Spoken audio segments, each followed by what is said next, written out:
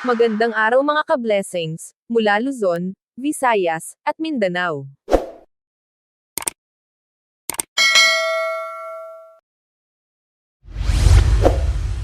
Maraming blessings po ang nag-oomapo ngayon, dahil narito na po ang bagong update sa 4-piece payout, para sa Period 5, 2023, RCCT-CVS Regular.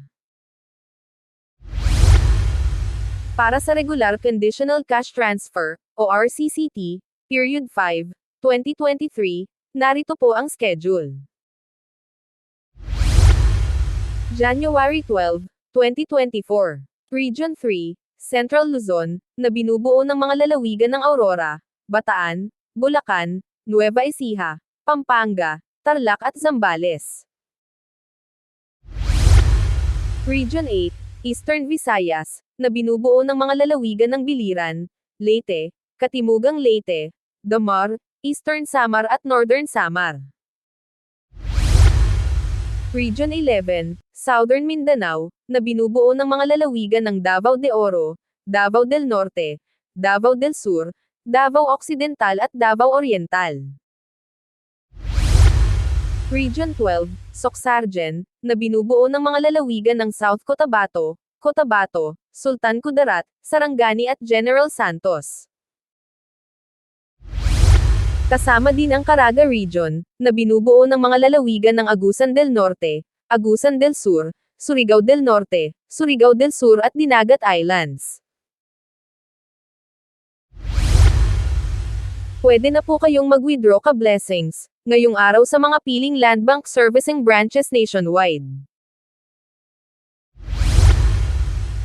Para sa mga natitirang regions, na hindi pa naka-payout, tulad ng Region 4A, Region 4B, Region 5 at Region 6. Huwag po kayo mag-alala, dahil pwede nyo na po makuha, ngayong Sabado, January 13, 2024 ang inyong payout. Sa mga retained, na nakatanggap ng retroactive na 12,150 pesos, noong December, kasama na po kayo ngayon, sa Period 5, 2023, regular payout. Kung wala naman pong laman ngayon sa inyo, nasa second batch na po kayo sa Period 5, abangan nyo po sa susunod na schedule. Maraming salamat po sa ating mahal na Pangulong Bongbong Marcos, at sa lahat ng DSWD employees, sa pamumuno ni DSWD Secretary Rex Gatchalian. Ang Pantawid Pamilyang Pilipino Program o 4-Piece, ay isang hakbang ng pambansang pamahalaan, para sa pagpapabuti ng kalagayang pantao, ng ating mga kababayan.